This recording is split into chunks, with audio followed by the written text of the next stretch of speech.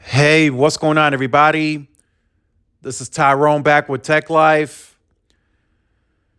And for those of you who celebrate, I hope you guys have a happy Eastern and you spend the day with your families. So, in this video, I wanted to talk about this article from Seeking Alpha. And the title goes, Enjoy Stanky's new AT&T. And that's what I kind of wanted to focus on because now media's gone, right? We no longer really have to talk about that. It's off the books. And my take on this and what I wanted to title this video is what's next now for this new AT&T? What are the next steps, the next moves that'll have to come? Because there's more. The deleveraging and getting rid of media was the first part. If there was another faster way to remove that much debt from the company or from the books, I think AT&T would have pursued those options. But there just wasn't anything that would have gotten that done faster. Getting rid of media and deleveraging the company was the fastest way to lower the debt. So now, like I said, what's next for this new AT&T? So there's still a lot of stuff that they have to fix beyond just the balance sheet and then, of course, the network. But I still have people that message me that say, I don't have a pleasant experience using the My AT&T app or the website. I still have issues with my integrated billing. It took me 4 billing cycles to integrate my bill. Those are just some of the issues that I'm pointing out that I've read in the comments over the last several weeks and months and that I've received personally via email.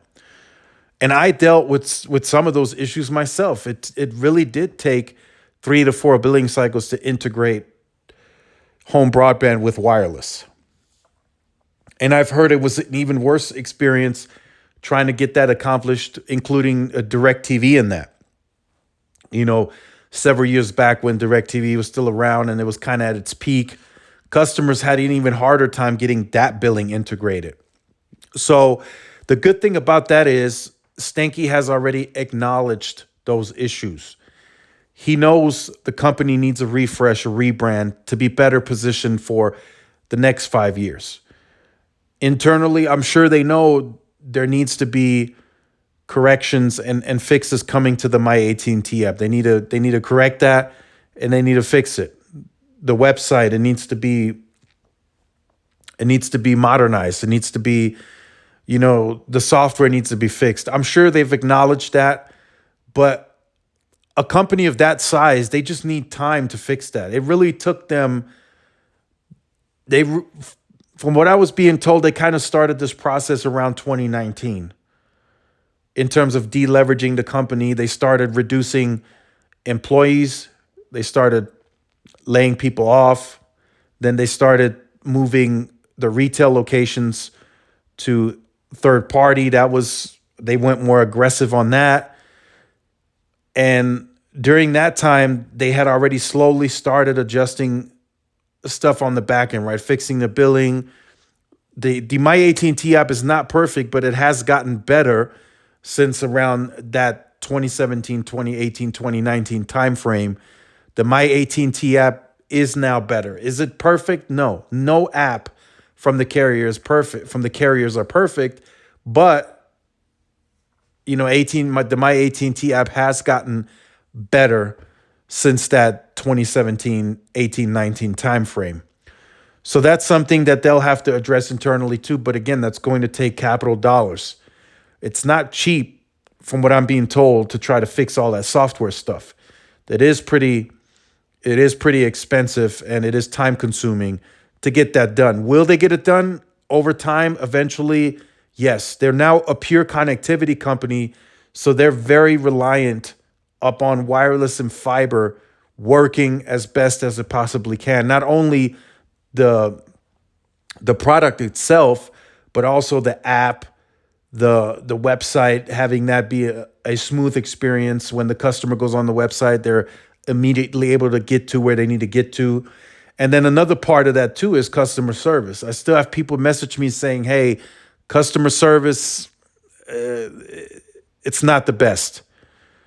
And I agree. I've had issues with customer service from AT&T plenty of times, especially when they had all those customer service departments and, hey, let me transfer you here, and then you end up being transferred to AT&T Uverse, and then they have to transfer you back. It was just a mess. There was not one department that AT&T had that could handle everything. Right? With T-Mobile, if you get connected to their customer service, the tier 1 rep can pretty much handle everything on your account. If it's a bit more advanced, they do have to get tech support involved, or maybe home internet support. But even that's not really too big of a deal because they generally transfer you to the right department. But with AT&T, that at times kind of was a nightmare. So they have to fix that as well. So like I said, there's a lot more for AT&T to do if we're talking about what's next for AT&T. They're going to deleverage the company even more. You'll see that in the coming days and weeks. There'll be more announcements coming, and I would say they're going in the right direction, but there's a lot more needed. Right now, you will see the network and the fiber scaling, and they're going to be very aggressive on that. I consider that sort of, brute force. And the reason I say that is because they're spending very heavily on the capital dollar side, right? So we're going to start seeing C-band pop up on sites because they're spending a lot of money on this. I mean, $24 billion is not cheap. So that's very intensive spending for the next several years. So we're going to see C-band pop up.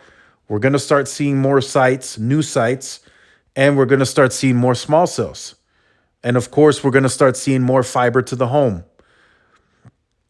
But eventually, just like what Verizon has reported as well, AT&T is going to lower that capital intensity because that's very, very aggressive spending that they're going to have to make up for somehow, right? So we're already hearing price increases. So we'll talk about that when that becomes official again. But that's their way of saying, hey, look, you want a better product, you want this mid-band, you're going to pay for it. The only issue with that is now in this 5th generation of wireless, before it was a Verizon and AT&T show. It really was. Sprint and T-Mobile really couldn't compete at scale. The US is just too big. There's just too much landmass to cover for any company to just come in and compete. That's where Verizon and AT&T excelled because they had the capital dollar to really scale their business. So between Verizon and AT&T, it's been a back and forth. Hey, I'll compete here. I'll take some of your customers, and then, okay, I'll take some of your customers here. So that's, that suburban rural footprint has been in the favor of AT&T and Verizon. And that by perception led to them getting large share in business, large share in government, just having that perception. And that's something that T-Mobile and Sprint just couldn't touch, not even close. But now that's starting to change with T-Mobile merging with Sprint. Every quarter, there's a new store that opens in a rural environment, there is a potential that AT&T could lose share to T-Mobile. Verizon as well, but there is an opportunity now for T-Mobile to really scale and really be bigger competition to Verizon and AT&T. And that's something that AT&T is not very perfectly positioned to handle right now because they're in the middle of a big deleveraging of the company. So they clearly lack mid-band, which I still think they're going to be moving that very quickly, based on the capital dollars, but they still gave T-Mobile technically a 3-year head start, which I don't think they should have done that, but they gave them a 3-year head start. We all see how quickly Verizon is deploying it. They're deploying it very quickly, very aggressively, and AT&T kind of took the back seat. So now they have to also include T-Mobile in the run rate. They have to. T-Mobile is a true competitor now. In the urban core, T-Mobile has room to grow. In the suburban, they have to add more sites, but they're taking care of that now. And there's N41 going on Air 2. And then the rural environment, that's likely going to take a much, that's a much more longer approach for T-Mobile. But like I said, every quarter, new stores open in these environments. That's AT&T is subject to lose some share. And then T-Mobile is going to come in competing heavily too in business, government as well. So that's the reason I say that AT&T really has to position themselves a lot better. And I'm glad they're doing it now, but they have to also now consider T-Mobile as a bigger threat at scale. Before, T-Mobile was already growing in the rural environment, right? They like I said in plenty of videos, they have the best number one share in the top 50 markets, and they have fair share now in the top 100. But now the landscape changes. T-Mobile is pointing that out, hinting at that on every ad, even as of, I think I checked the website 3 days ago. As soon as you click on the T-Mobile website, they're showing you, hey, we're expanding in the rural environment. So that's now taken priority, and that's something that AT&T has to keep an eye out for. They have to keep a closer eye on T-Mobile. We may not fully see it this year, but as each year goes by, T-Mobile becomes a bigger threat to AT&T. And people are going to start realizing that, and that perception is going to start changing. So AT&T has to go back to the drawing board as this new company, and they're going to have to rebrand. They're going to have to push out new marketing, and they're going to have to they're going to have to compete.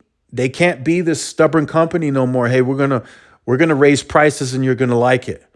That's not going to happen. They can't do that no more. There's just too much competition in the space. There's T-Mobile now at scale. There's MVNOs. We got Dish coming in, although I don't think they're going to do too much damage in the early goings, but I think they're going to get some people to come in.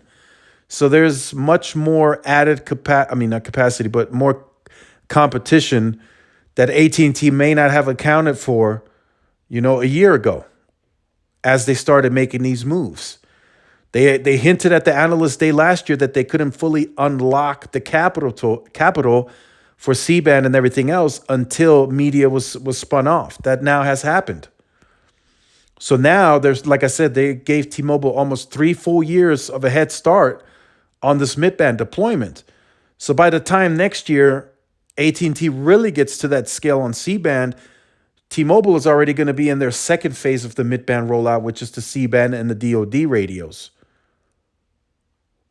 So again, it's going to be interesting. Competition landscape is changing, and AT&T is trying to position themselves to be a effective player, but they're already a bigger company, right? They already make more profits. They gross a ton of profit, but they could be subject to losing some share here, some serious share in the short and midterm. And I can see that happening. T-Mobile is gloating about their win rates, so they're going to announce some businesses that they're going to take from AT&T. I have a feeling that's going to happen, and we're going to start seeing those announcements.